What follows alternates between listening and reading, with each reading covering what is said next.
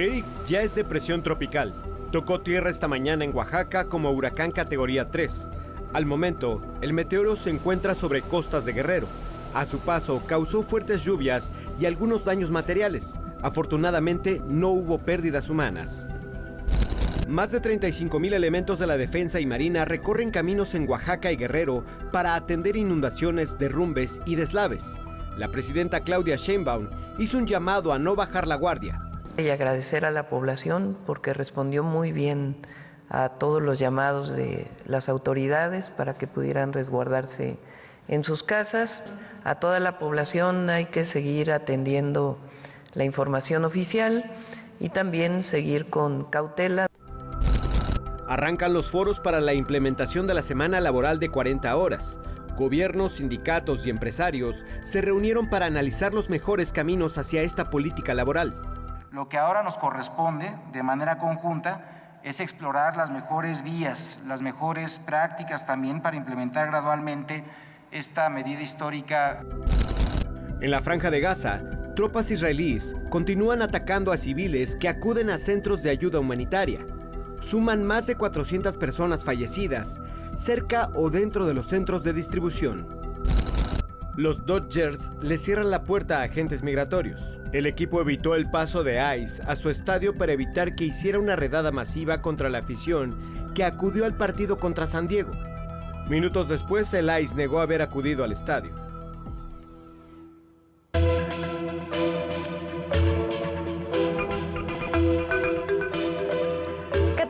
Buenas noches, bienvenidas, bienvenidos a esta emisión de Punto de Referencia. Les saluda Azul Alzaga y Alberto Nájar. Buenas noches, ¿cómo estás, Alberto? Azul, muy buenas noches, qué gusto acompañarte de nuevo.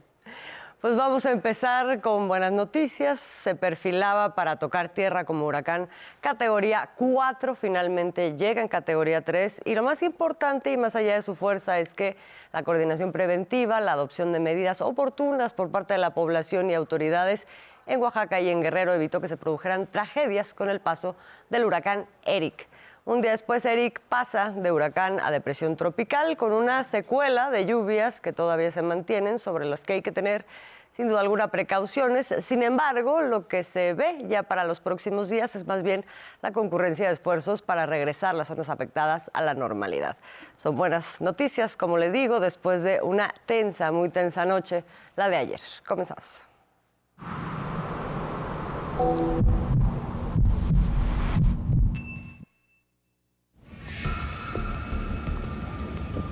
A su paso por las costas de México, Eric dejó daños en comunidades de Oaxaca y Guerrero, principalmente en infraestructura pública, en vías de comunicación y servicios de electricidad y telecomunicaciones. El despliegue del plan de N3E ya atiende las afectaciones y se está apoyando a la población. La CFE nos ha reportado una afectación de 20,000 usuarios y con la recuperación ya de un 30%. Tenemos reportes de algunas casas con agua, pero en realidad son afectaciones menores. Ya estamos trabajando todos en atender a la población. No tenemos hasta el momento ningún reporte de pérdidas humanas o de lesionados.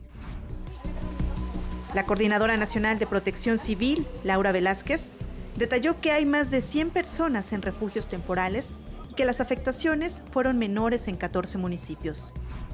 Entre ellos, el crecimiento del río Ixtepec, 9 derrumbes carreteros, vehículos varados, árboles y postes caídos, encharcamientos, inundaciones viales y aumento del nivel del mar. Entre las prioridades está abrir las vías de comunicación. Estamos abriendo los tramos carreteros, que eso es ahorita lo fundamental, para que toda la ayuda humanitaria y todo CFE con agua y comunicaciones y transportes puedan llegar con mayor facilidad. Hay más de 30,000 elementos de las Secretarías de la Defensa y la Marina atendiendo los efectos de este fenómeno natural en Oaxaca y Guerrero. Y siguen trabajando cuadrillas de la Comisión Federal de Electricidad y de la Conagua. Aunque el meteoro se debilitó, las autoridades advirtieron que las intensas lluvias siguen representando riesgos.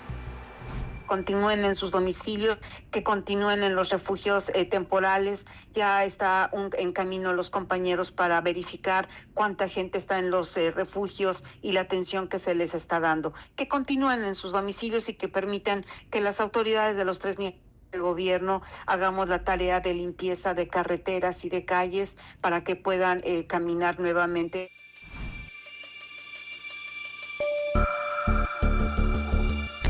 Esta mañana, la presidenta Claudia Sheinbaum agradeció a la población por atender las recomendaciones de resguardarse en sus casas y en los albergues temporales. Y agradecer a la población porque respondió muy bien a todos los llamados de las autoridades. Hay que seguir atendiendo la información oficial y también seguir con cautela. Significa fuertes vientos y lluvias que van pues en dirección hacia la sierra, en Guerrero, incluso hasta Michoacán.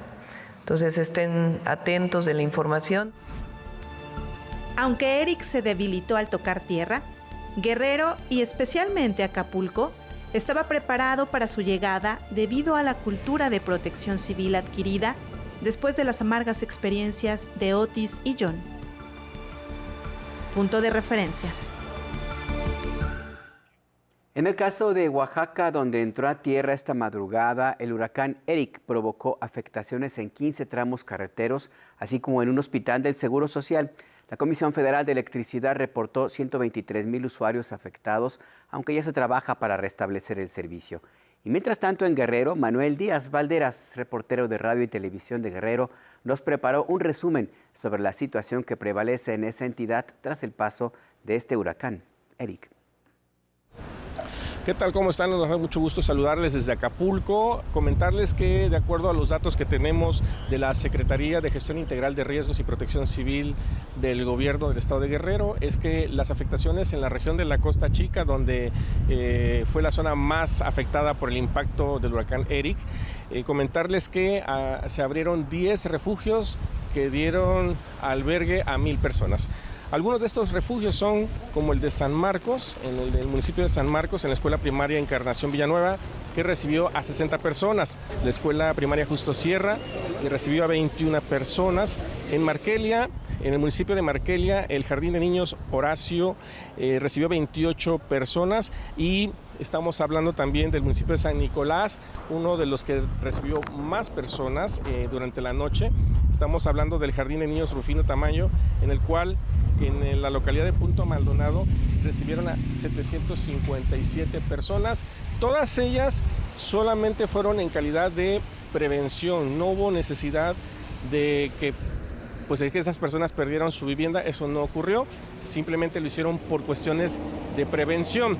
Hasta este momento, los primeros reportes que nos llegan es que en estas localidades las mayores afectaciones son de árboles caídos, algunos deslaves y algunas techumbres afectadas por los fuertes vientos. En el caso del puerto de Acapulco, les informo que hasta este día el puerto se encontraba cerrado a la navegación, no hay afectaciones y la situación en las playas, como podemos ver, es de tranquilidad. El oleaje es relativamente de calma. Regresamos con ustedes allá hasta la Ciudad de México. Muchísimas gracias.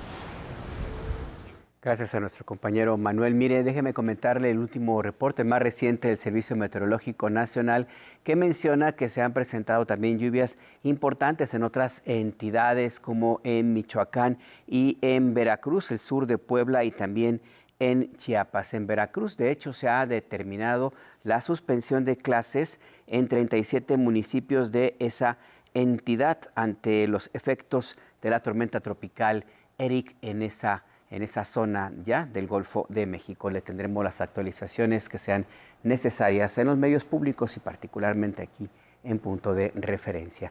Y mire, a propósito de todo este tema, este jueves preguntamos a las personas que viven en las zonas afectadas por el huracán Eric si tuvieron suficiente información del fenómeno y qué medidas tomaron para protegerse. Y aquí están las respuestas a pie de calle.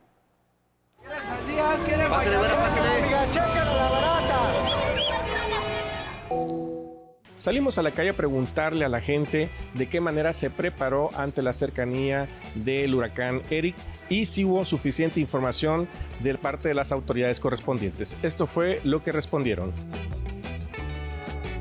En mi casa compramos algunos cuantos víveres para poder mantenernos al día. Y pues ahorita por día me tengo que ir al trabajo ya. ¿Y hubo suficiente información para prevenirse sobre el huracán? Dentro de todas las redes sociales y todo lo que estuve diciendo en las noticias, pues sí nos estuvimos conformando constantemente. En la casa, con mi hija, con mi esposa, encerraditos, no pasó nada. Bueno, nos preparáramos cerrando las puertas, poniendo protecciones por paso del huracán. ¿Hubo suficiente información en los medios por parte de las autoridades para que la población se previniera?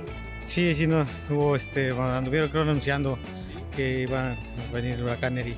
Ahora ya sabemos qué hacer entonces cuando vengan los ciclones. Sí, ya sabemos qué hacer, prevenirnos.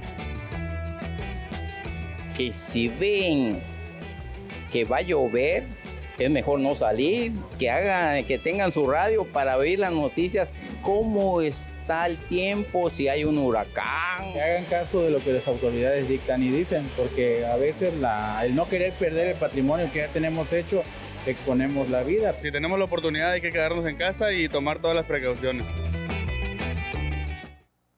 Bueno, vamos con otra información. Hoy arrancaron los foros para discutir los términos en los que será implementada la semana laboral de 40 horas, una vez que esta medida sea aprobada definitivamente. Trabajadores, empresarios y gobierno coinciden en la necesidad de esta reforma, aunque no necesariamente en los tiempos de su entrada en vigor.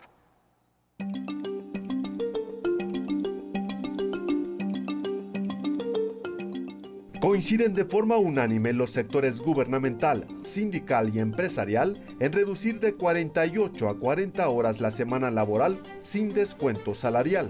La propuesta presidencial, que es uno de los 100 compromisos de gobierno, inició su ruta de análisis con 6 foros a nivel nacional para atender todas las voces. Al inaugurar el primero en la Ciudad de México, el secretario del Trabajo, Marat Bolaños, dijo que es un acto de justicia laboral que beneficiará la salud física y mental de las y los trabajadores, fortalecerá la producción de las empresas y convertirá a México en un país más competitivo. Los beneficios de la reducción de la jornada laboral a 40 horas son claros y han sido ampliamente comprobados en distintas partes del mundo. Lo que ahora nos corresponde, de manera conjunta, es explorar las mejores vías, las mejores prácticas también para implementar gradualmente esta medida histórica. La propuesta fue respaldada por 13 organizaciones empresariales que aportan alrededor del 80% del PIB del país, agrupadas en el Consejo Coordinador Empresarial. En México, una implementación gradual, iniciando con la reducción de una primera hora, puede beneficiar el 77%. Esto es muy importante. De los trabajadores con un impacto manejable. La Confederación de Trabajadores de México, que agrupa a más de 6,000 sindicatos y 4.5 millones de trabajadores, celebró la propuesta, pero pidió completar la reducción de horario laboral en 2027 y no en 2030, como propuso la presidenta Sheinbaum. Sería muy buena noticia para los trabajadores de México que esta aplicación gradual tuviera un plazo de 2 años. El líder sindical Napoleón Gómez Urrutia coincidió con este planteamiento. Que en el año 2026 la reducción inicial sea de 4 horas, con incentivos fiscales para las empresas que adopten la reforma antes. Y que en el año 2027 la reducción total de otras 40 horas. Recordemos que México fue pionero al establecer en la Constitución de 1917 las 48 horas laborales semanales. En América Latina, el promedio de horas trabajadas a la semana es de 42.5 para hombres y 46 para mujeres, mientras que en México, el mínimo para ambos es de 48 horas. Los participantes refirieron que, de acuerdo a la Organización Internacional del Trabajo, laborar más de 41 horas a la semana aumenta en 35% el riesgo de sufrir infarto cerebral y en 17% un infarto al corazón. Los foros para tener la semana laboral de 40 horas continuarán la próxima semana en Monterrey. Después se realizarán en Guadalajara, Tijuana, Querétaro y concluirán en Cancún, Quintana Roo. Punto de referencia, Armando Gama. Sobre este tema le comentamos que más de 700,000 personas que colaboran con empresas de servicio por aplicación serán beneficiadas con el programa piloto de la reforma laboral para regularizarlas. Estos trabajadores tendrán derecho a seguridad social y otras prestaciones, pero a pesar de ello, algunos están inconformes con este cambio. Esto es lo que sucede.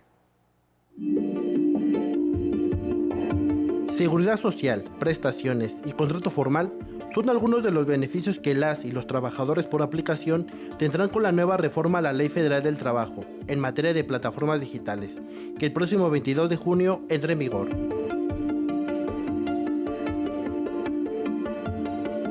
Un importante avance para proteger los derechos laborales del gremio, que además incluye cobertura contra riesgos de trabajo, defensa frente a despidos injustificados y transparencia en el funcionamiento de algoritmos. Afortunadamente, esta ley abarca un esquema completo de derechos laborales, no solo el derecho a la seguridad social, sino derechos laborales como el derecho al reparto de utilidades, al pago proporcional de aguinaldo, al pago proporcional de vacaciones, justamente seguros de incapacidad, de pensión por accidentes. Alrededor de 700,000 personas en todo el país se beneficiarían con esta reforma. Las plataformas de un día a otro decidían desconectarte y dejarte sin trabajo y ahora no lo pueden hacer. Ya estamos protegidos por la Ley Federal del Trabajo en términos de despido, ¿no? Esto ya sería un despido con todas las de la ley y además vamos a firmar contratos de trabajo. Esta reforma generó en semanas previas una ola de desinformación, incluso auspiciada por intereses de las propias empresas de aplicación, con el propósito de dividir al gremio.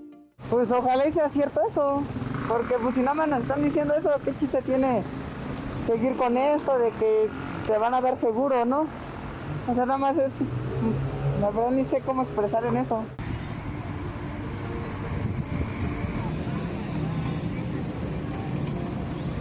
Parte de esta desinformación es decir mentiras. Entonces, la ley en ningún lado contempla las jornadas laborales. Al contrario, dice que es un trabajo de carácter flexible y que cada trabajador decide cuánto y cuándo trabajar. A mí sí me convendría porque yo podría asegurar a mi esposa, ¿no?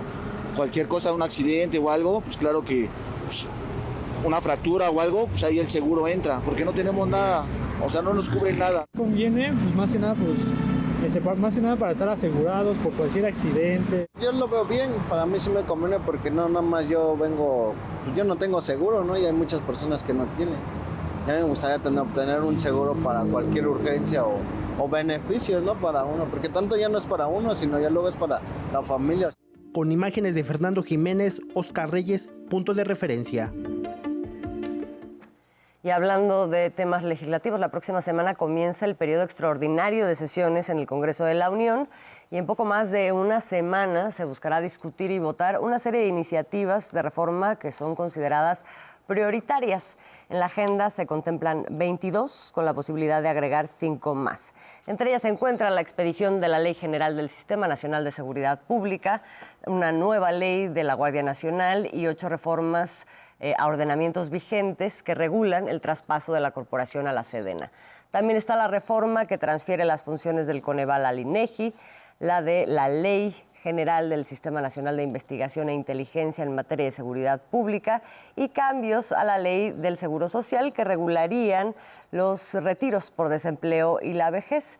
Entre las propuestas que dictaminó la Cámara de Diputados en el periodo pasado, cuyo análisis continuará en estos días, se encuentra también la iniciativa de la presidenta Claudia Sheinbaum en materia de desaparición forzada, las reformas a la Ley Federal para la Prevención e Identificación de Operaciones con Recursos de Procedencia Ilícita, es decir, contra el lavado de dinero, y la propuesta de ley en materia de telecomunicaciones y radiodifusión, que también ha generado amplio debate.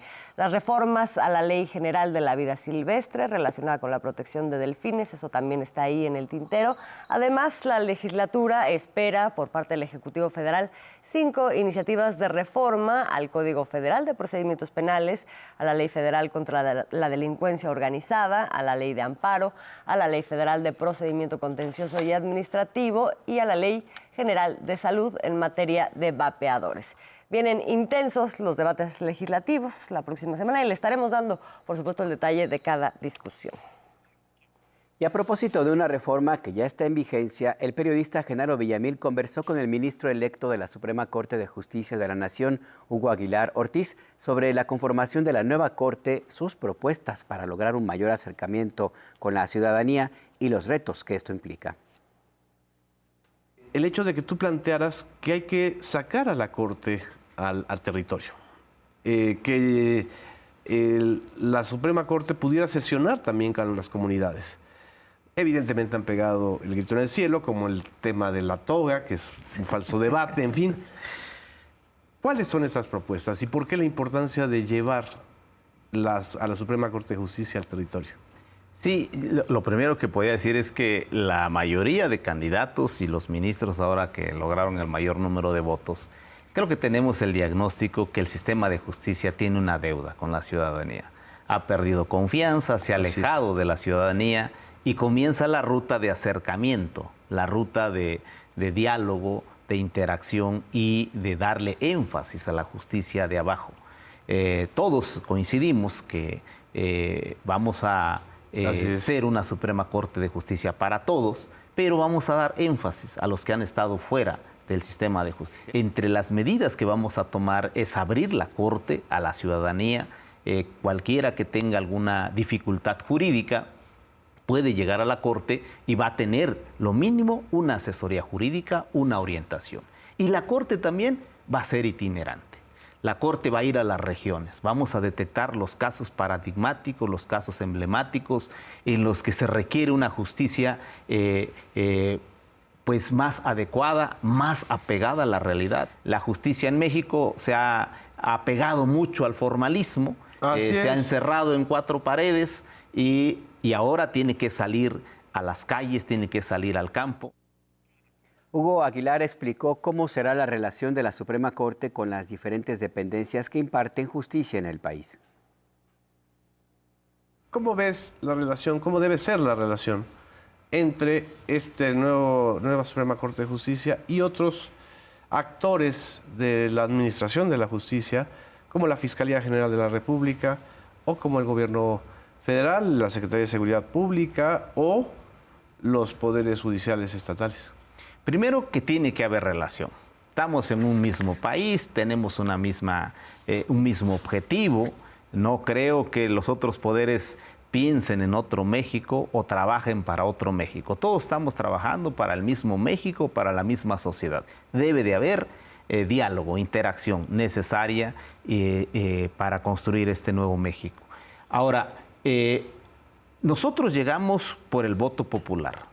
Yo lo dije el día domingo, con el voto popular se fortalece la independencia judicial y el diálogo tiene que ser desde esa premisa. Exacto. Desde dos poderes que tienen su mandato, que tienen su respaldo y que dialogan hacia objetivos comunes. Esa va a ser la premisa, no de condicionamientos, no de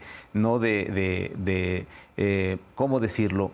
Buscar que cada quien en su atribución intente mostrar que es superior al otro. Doblarte o darse línea o sea, yo no esperaría hasta que me toque a mí con un golpe de sentencia, muestre que es una corte X o Y y golpee al de enfrente. Esta visión no ayuda al país. Entonces va a haber diálogo necesario para muchos temas y lo que le toca resolver a la Corte con plenitud de jurisdicción, con plena libertad, vamos a resolver.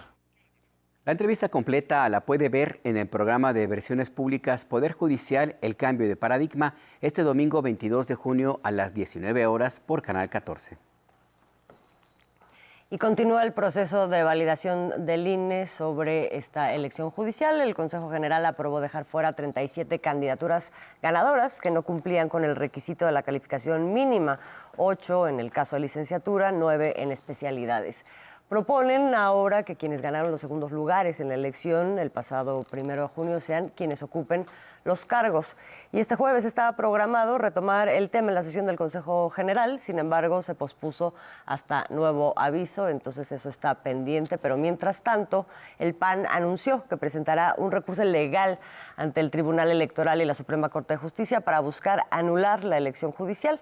Roberto Gil Suárez, responsable de la estrategia jurídica panista y exsecretario particular de Felipe Calderón, anunció que recurrirán a la figura de terceros interesados y aseguran que representan a 90 millones de mexicanos que no acudieron a las urnas. El sábado es el último día que tienen para presentar este recurso con ese argumento. No vamos a permitir que con trampitas dejen sin representación a 90 millones de ciudadanos mexicanos en un proceso tan importante como analizar para adelante, para próximos procesos electorales, la validez de esta elección judicial. También organizaciones civiles acudieron a la oficialía de partes del INE para presentar 9 recursos de impugnación en contra de la elección del Poder Judicial. A pesar de que las irregularidades no alcanzan ni el 1% de las casillas, consideran que el proceso fue desaseado. Y a propósito de estos temas, Grupo Electra deberá pagar unos 2,000 millones de pesos por impuestos que debe desde 2012, luego de que un tribunal en materia administrativa falló por unanimidad en contra de la empresa de Ricardo Salinas Pliego. Este jueves, el 10º Tribunal Colegiado en Materia Administrativa del Primer Circuito resolvió en sesión ordinaria que Electra debe cubrir este monto por la omisión de impuestos sobre la renta correspondiente al ejercicio 2012. Hay que recordar que no es lo único que adeuda las empresas de Salinas Pliego. Este empresario tiene otros expedientes que suman adeudos por 63,000 millones de pesos a la hacienda pública, pero ha interpuesto una serie de amparos para evitar este pago. Varios de estos recursos estuvieron literalmente guardados durante meses en los cajones del exministro de la Corte, Luis María Aguilar. Bueno, pues una de cal. Una de cal, sí. Son 2,000 millones. Todavía le faltarían, en este caso, 61,000 millones. Exacto, 63,000 era lo que todavía debía y ahí hay varios litigios que siguen pendientes, pero bueno, por lo pronto esa es la información del día de hoy. Como decimos, una de cal. Oiga, y déjenos que lo pongamos al día, digamos, lo más actualizado con respecto a la información del Servicio Meteorológico Nacional, que establece ya que la depresión tropical Eric ahora pasa a ser baja presión, es decir, una categoría aún menor, y sin embargo todavía se mantienen las recomendaciones que tienen que ver con tener los cuidados necesarios, porque todavía hay lluvias importantes, todavía en Guerrero, en el estado de Oaxaca, en Chiapas, como comentabas, Alberto, en Michoacán, en el sur de Puebla y también en Veracruz. Por eso varios de estos lugares seguirán sin clases, por ejemplo, y pues también mantenerse en la movilidad lo menor posible, porque pues quien no necesite estar saliendo así, por lo pronto manténgase todavía guardado, porque pues todavía puede haber deslaves, dicen, arroyos, la formación de arroyos, de inundaciones ahí en las zonas bajas de estos estados. Tenemos en pantalla la imagen del Servicio Meteorológico Nacional en tiempo real y como podemos apreciar es muy diferente a la que había ayer. Las condiciones inclusive de las bandas nubosas son más ligeras, cubren una buena parte de la República Mexicana, el sureste, pero ya no con la intensidad que tenía ayer. De cualquier manera, no hay que confiarse, hay que mantenerse siempre bajo cuidado y atender todas las recomendaciones de las autoridades, porque pues el tema no es tanto los vientos, que son importantes, sino los deslaves que puede haber, porque sigue con lluvias importantes, lluvias torrenciales en esa región. Como le decíamos, las actualizaciones en los medios públicos. Vamos a hacer una brevísima pausa, continuamos con más información, aquí está en Punto de Referencia. Ya estamos de vuelta en Punto de Referencia y miren, los términos de una ley para regular el acoso cibernético en Puebla se volvieron materia de debate después de que legisladores del PRI, del PAN y algunas organizaciones encontraran en ella una supuesta norma de censura. ¿En qué consiste esta ley y en qué consiste también la polémica que hoy detonó foros públicos de discusión para mejorarla? Le contamos. Puebla se encuentra entre las 4 entidades con mayor porcentaje de víctimas de ciberacoso. En ese estado, 26.6% de las mujeres ha sido acosada en espacios virtuales, al igual que 7.9% de la población mayor de 12 años. De acuerdo con el INEGI, 9 millones de mujeres han vivido algún tipo de ciberacoso. El Congreso del Estado aprobó una reforma al Código Penal para tipificar el ciberacoso. La incorporación del artículo 480 define este delito como la utilización de las tecnologías de la información, comunicación, redes sociales, correo electrónico o cualquier espacio digital para insultar, injuriar, ofender, agraviar o vejar a una persona con la insistencia necesaria para causarle daño o menoscabo en su integridad física o emocional. La pena para este delito se fijó de 11 meses a 3 años de prisión y una multa de hasta 300 sumas, con agravantes si la víctima es menor de edad. La reforma ha sido calificada como la ley censura, lo cual ha sido negado por el gobernador de Puebla, Alejandro Armenta, al asegurar que la ley no violenta la libertad de expresión, sino que sanciona a quienes utilicen las tecnologías para provocar daño. Sin embargo, la ley está siendo debatida en foros públicos para mejorar sus términos sin perder su propósito, los cuales iniciaron este día.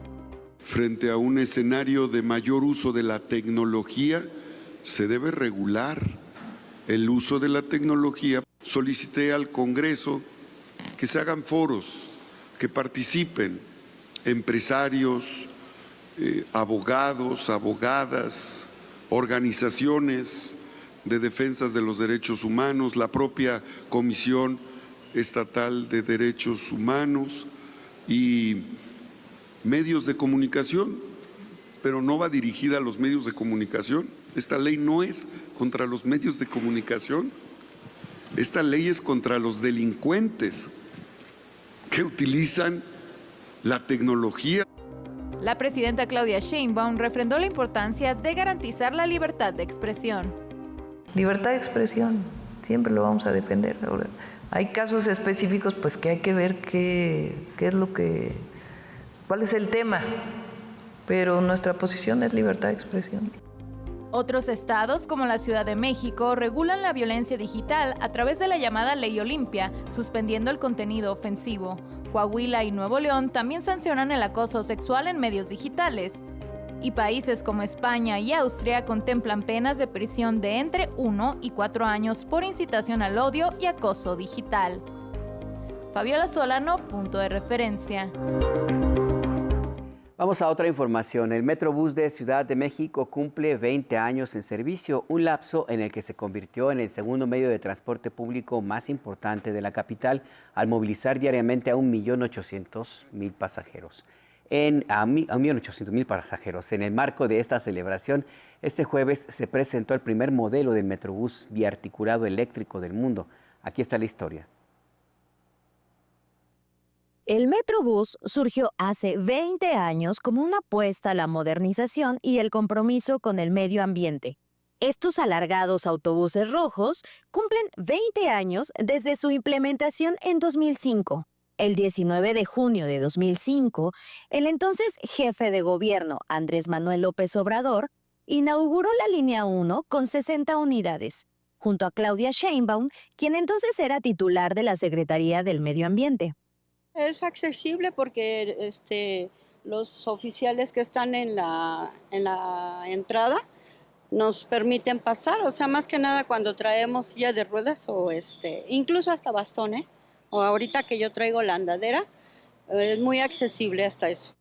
Durante estas 2 décadas, el Metrobús se ha consolidado como un sistema de transporte eficiente, seguro y accesible con 872 unidades. Sí me agrada, en las mañanas es muy saturado, pero la verdad sí se me hace muy eficiente, sí me gusta. Yo vengo del estado y pues es accesible, el precio es mucho, me gusta mucho. Se me parece muy fácil. Muy limpio, muy, no sé, es uno de los mejores metros en el mundo. Me gusta mucho viajar y yo creo que el de México es el más fácil, el más limpio, sí, me gusta mucho. Oh, estoy sorprendida, me parece excelente, ha mejorado mucho, sirve.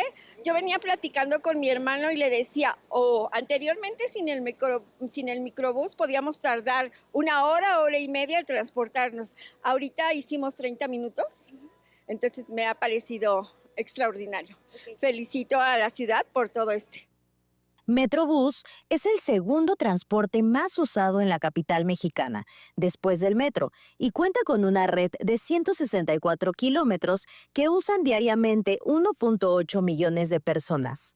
Como parte de la celebración del aniversario, la jefa de gobierno, Clara Brugada Molina, presentó 4 nuevas unidades 100% eléctricas, amigables no solo con las personas por su fácil accesibilidad, sino también con el medio ambiente. Este es otro paso hacia la sustitución de la flota hacia una más sustentable. No hay en el mundo un autobús eléctrico biarticulado como el que tenemos aquí. Y vamos a seguir cambiando la vieja flota por unidades eléctricas, silenciosas, limpias, que van a pasar por la ciudad. La electromovilidad llegó para quedarse. El primer modelo biarticulado eléctrico del mundo cuenta con 27 metros de largo y capacidad para 270 pasajeros. Y se pretende sustituir 470 vehículos de aquí hasta el 2030. Con imágenes de Joel Arias, Isabel Briceño, Informe Capital.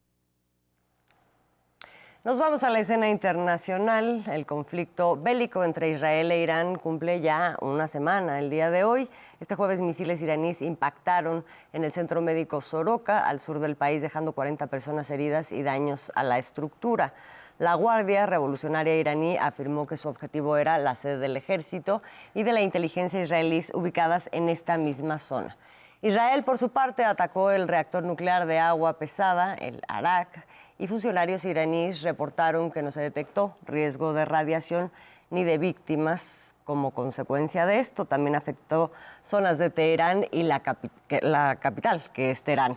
Y bueno, mientras tanto, la Casa Blanca anunció que la decisión del presidente Donald Trump sobre si entra o no de manera directa al conflicto será tomada durante las próximas 2 semanas y que el mandatario mantiene abierta la vía diplomática, aunque no dudaría, esto dijo su vocera, en usar la fuerza en caso de ser necesario. Otros países presionan también para una salida diplomática al conflicto. Fundamentalmente hablamos de los mandatarios de Rusia, Vladimir Putin, y el de China, Xi Jinping, que sostuvieron una conversación vía telefónica el día de hoy. Tanto Moscú como Pekín parten fundamentalmente del hecho de que la solución de la situación actual y de los problemas relacionados con el programa nuclear iraní no pueden resolverse por la fuerza. Y esta solución debe lograrse exclusivamente a través de medios políticos y diplomáticos. La comunidad internacional, especialmente las grandes potencias influyentes, deben adoptar una posición justa y una actitud responsable, trabajar para promover un alto al fuego y el retorno al diálogo y las negociaciones, y crear las condiciones para evitar que la situación se deteriore aún más y desencadene una catástrofe mayor. Bueno, y aquí la cuestión es cómo va a responder Israel, que es quien inició todo este conflicto o este episodio de ese conflicto, y nada más tener como telón de fondo el gobierno de Benjamín Netanyahu enfrenta otra crisis política interna que incluye el reciente intento de disolución del Parlamento, investigaciones por corrupción, traición y relación del gobierno de Netanyahu con Qatar y Hamás, así como una muy presionada renuncia del titular de la agencia encargada de investigar justamente ese caso. Ciudadanos israelíes, por otra parte, también ya han mostrado un agotamiento frente al fracaso en la liberación de rehenes, y grupos políticos al interior de Israel han manifestado su preocupación por el deterioro de la imagen de Israel por las acciones hacia la población gazatí. Todo esto, sin embargo, pues quedó en una especie de pausa una vez que se detonó la retórica de unidad impulsada en el contexto de la guerra con Irán. Y justamente en ese contexto sigue la ayuda a los mexicanos que quieran salir de las regiones en conflicto de Medio Oriente. La Secretaría de Relaciones Exteriores informó que hasta el momento se ha brindado el apoyo a 136 mexicanos para abandonar la zona de riesgo. Ante el cierre del espacio aéreo israelí, 88 personas salieron por vía terrestre y marítima hacia países vecinos como Egipto y Chipre. Otros 29 salieron de Jordania. En tanto, la Embajada de México en Irán permanece atenta a la condición de quienes decidieron quedarse en ese país. Hasta ahora, 19 mexicanos y sus familias salieron de Irán y rumbo a Azerbaiyán, donde ahí permanecen. Y los muertos palestinos en el contexto de grupos de personas en estado de hambruna que intentan acceder a la ayuda humanitaria alcanzan ya la cifra de más de 400 personas.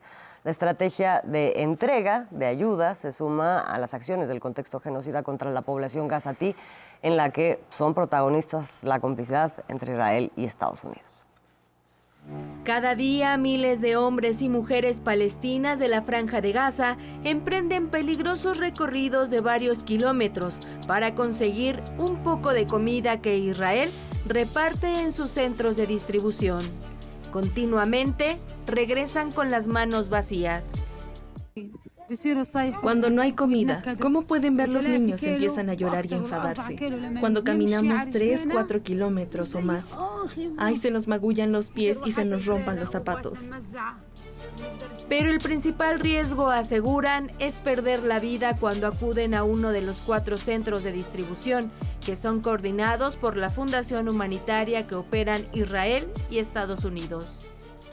Tenía 3 hijos pequeños que no paraban de suplicar. Papá, tenemos hambre, necesitamos comida. Intentamos detenerlo, pero su desesperación era insoportable. Al final no tuvo más remedio que enfrentarse a su destino. Y es que de manera sistemática, desde que estos lugares abrieron a finales de mayo, el ejército israelí ha disparado contra las multitudes que se amontonan buscando algo de comer. Israel argumenta que dispara cuando grupos de personas caminan hacia las tropas, argumentando que les parecen sospechosos. El 30 de mayo, solo 3 días después de que abrieron estos lugares, murió la primera persona. Luego, el 1 de junio fueron asesinadas 32 personas, el 2 de junio 3 y el día siguiente 27. Hasta la fecha suman más de 400 personas fallecidas cerca o dentro de los centros de distribución por disparos israelíes. Pero además, otras 3.000 personas han resultado heridas en momentos en que el enclave sufre escasez de medicinas e insumos médicos. La ONU ha denunciado que este mecanismo militarizado de asistencia humanitaria representa la peor de las opciones para los palestinos: morir de hambre o arriesgarse a ser asesinados. Es una trampa mortal. Este sistema de canalizar a las personas entre alambres de púas, obligándolas a caminar para conseguir la comida, con contratistas armados que vienen de quién sabe dónde. Punto de referencia, Anabel Ramírez. Y vamos a Estados Unidos, donde agentes del Servicio de Inmigración trataron de ingresar al estacionamiento del estadio de los Dodgers de Los Ángeles, donde pretendían llevar a cabo una redada contra personas migrantes irregulares. Ante la negativa del club, los agentes literalmente se dieron la vuelta. A primeras horas de este jueves 19 de junio empezaron a circular imágenes del Servicio de Inmigración y Control de Aduanas de los Estados Unidos en las inmediaciones del estadio de los Dodgers que pretendían ingresar a las instalaciones. Decenas de agentes federales vestidos con equipo táctico, la mayoría ocultando sus rostros, buscaban dispersarse por los vecindarios aledaños. En redes sociales, el equipo de las Grandes Ligas de Béisbol aseguró que agentes federales llegaron al estadio e intentaron acceder al recinto por el estacionamiento. Sin embargo, estos les impidieron la entrada.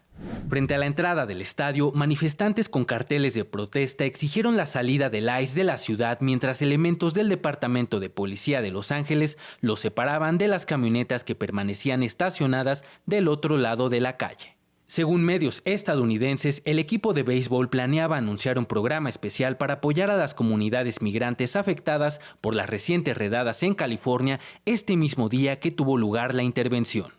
Finalmente, los Dodgers confirmaron su partido en la noche ante los Padres de San Diego. El enfrentamiento también tuvo lugar en redes sociales, pues después de que los Dodgers informaran sobre el intento del Servicio de Inmigración y Control de Aduanas para entrar al lugar, este negó el operativo.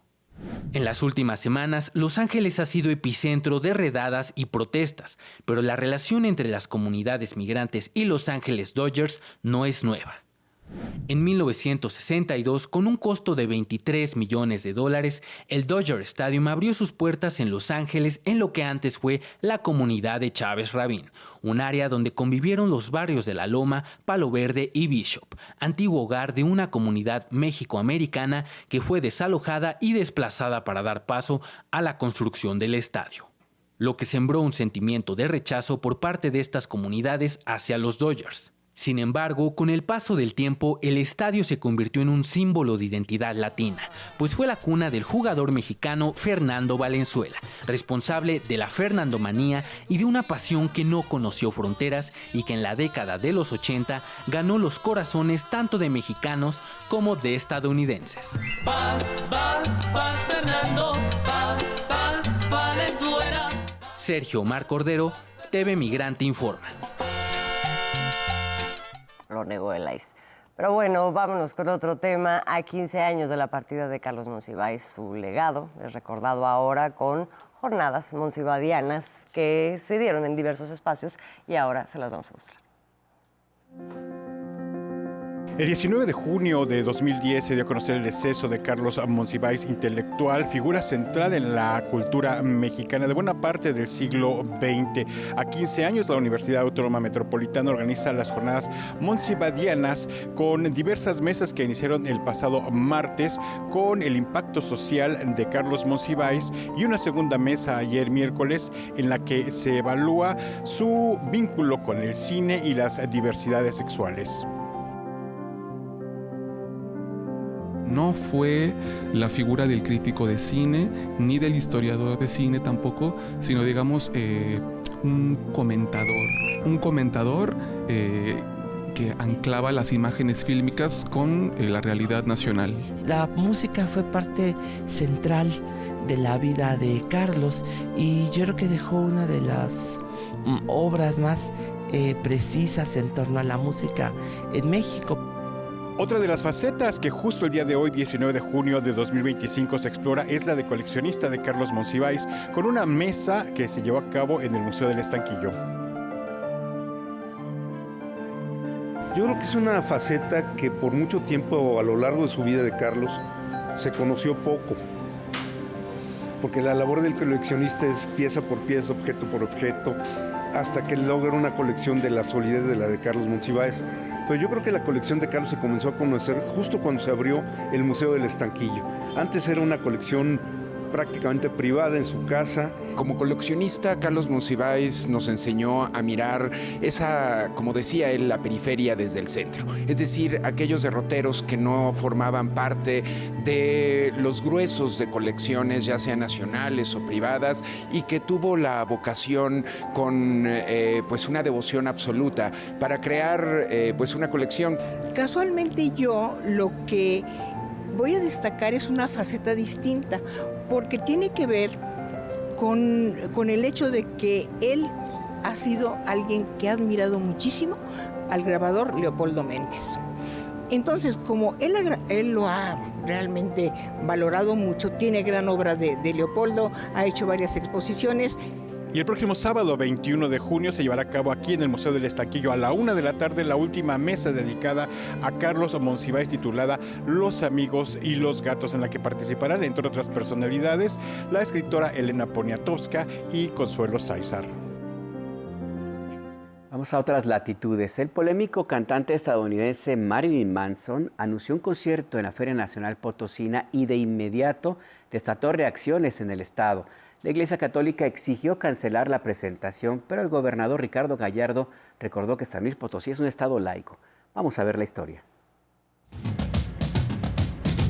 La participación del polémico cantante Marilyn Manson en la Feria Nacional Potosina, FENAPO 2025, ha generado un intenso debate en el estado. La Iglesia Católica local solicitó la cancelación del concierto que se realizará en agosto al argumentar que la presencia del cantautor estadounidense promueve valores negativos y no abona a la paz social. El arzobispo Jorge Alberto Cavazos expresó su preocupación en una carta dirigida al gobernador Ricardo Gallardo Cardona y señaló que el concierto significa una contradicción del gobierno, pues recordó que ha prohibido los narcocorridos en espacios públicos al considerarlos perjudiciales para la sociedad, mientras permite el espectáculo de un artista que consideró podría fomentar confusión espiritual. yo creo que es algo que no aporta una hermandad, una alegría, ¿verdad? Hay muchas formas en las que no se puede aportar la misma violencia que sucede, pero qué importante es descubrir que no podemos, pues, miren, el mismo gobierno ha puesto el tema de prohibir los narcocorridos. ¿Cómo vamos nosotros a hacer esas situaciones en las que se burle, porque así es, de las creencias, se burle de la fe, y al burlarse también así se burla de la persona? Por su parte, el gobernador mencionó que respeta al arzobispo, pero que el Estado es laico y al evento irá quien quiera ir. Ni los potosinos merecen que lea la carta, porque creo que enfurecería a mucha sociedad potosina. La enfurecería porque hay muchas cosas mal que también hay del otro lado y tampoco estamos en un San Luis Potosí donde hay que dividir. Si alguien se viste todo de negro, pues qué bueno que se vista de negro. O sea, no tenemos por qué satanizarlo porque se viste de negro. Estamos en una sociedad, vuelvo a repetir, que somos respetuosos de cómo se vistan, cómo se peinen, cómo anden. Ese es el nuevo San Luis Potosí sin límites. No debe de haber límites para las personas y cada quien es responsable de su actitud, de su comportamiento y de su fe. Marilyn Manson, conocido por su estilo provocador y su imagen controvertida, es una figura destacada del rock industrial. La FENAPO 2025 se realizará del 8 al 31 de agosto bajo el lema La magia de nuestros pueblos mágicos. El evento de Manson está programado para el 10 de agosto en el Teatro del Pueblo con entrada gratuita para el público.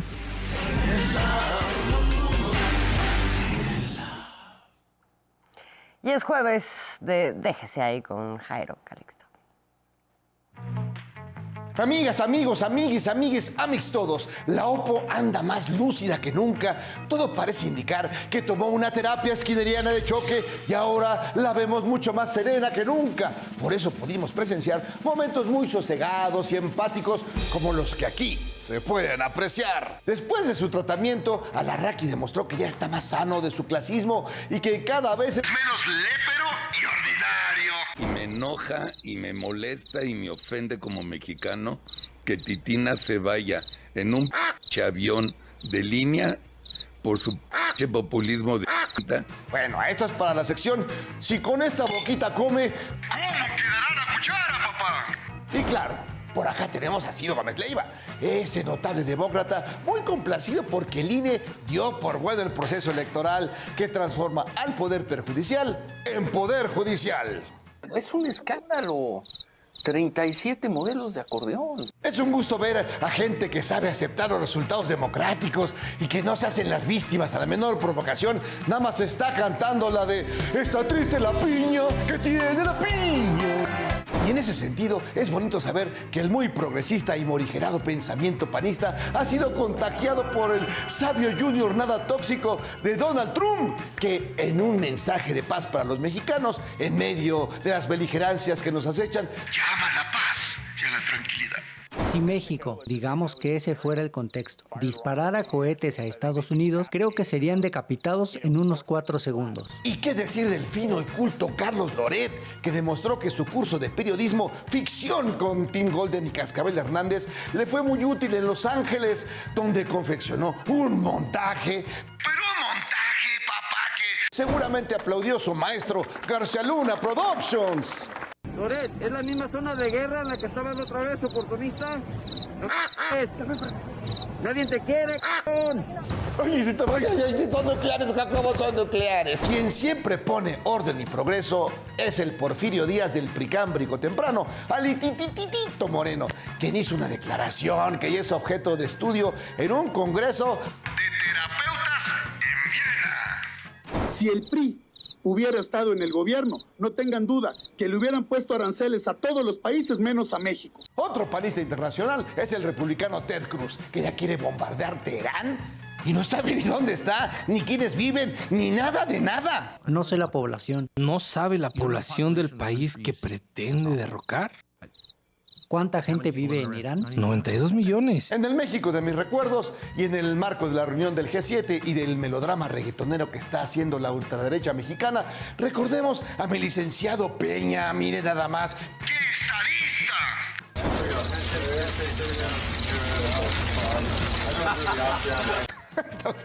No, pues usted primero. Ay, de veras, nos vemos pronto. Déjense ahí. Se me había olvidado ese momento. Exactamente. Oye, gracias por esa pieza tan buena que nos mandaron el día de hoy del IMER, esta de Marilyn Manson, allá en San Luis Potosí. Una estupenda historia, Cris. Sí, es una pieza que preparamos en el IMER, en IMER Noticias, así es que pues ahí está. Gracias a ustedes. Ya nos tenemos que ir. Le deseamos muy bonita noche, por supuesto, y que nos veamos mañana en punto de las 10 aquí en Punto de Referencia. Que descanses. Descansa, Azul. Buenas noches.